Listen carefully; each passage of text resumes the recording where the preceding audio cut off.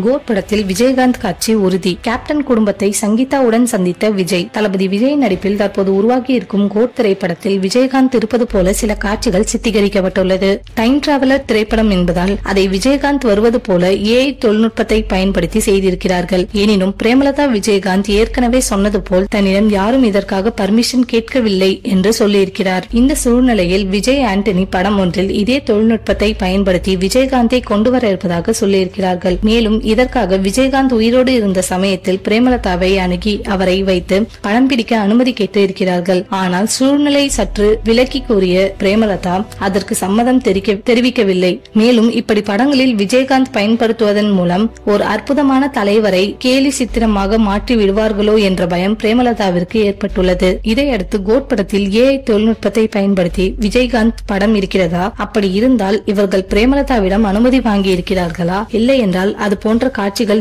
நீக்கப்படுமா என்று பலவிதமான கேள்விகள் எழுந்தன. சமீபத்தில் கேப்டன் குடும்பத்தை விஜய் தனது குடும்பத்துடன் சந்தித்து பேசியுள்ளாராம். மேலும் விஜயகாந்திற்கும் தனது மரியாதை செலுத்திவிட்டு வந்ததாக சொல்லப்படுகிறது. செந்தூர பாண்டி திரைப்படத்தின் மூலம் பெயரை பெற தளபதி விஜய்க்கு உற்ற துணையாக இருந்தவர் விஜயகாந்த் என சொல்லி தெரிய வேண்டிய அவசியமே இல்லை. மேலும் விஜயகாந்தை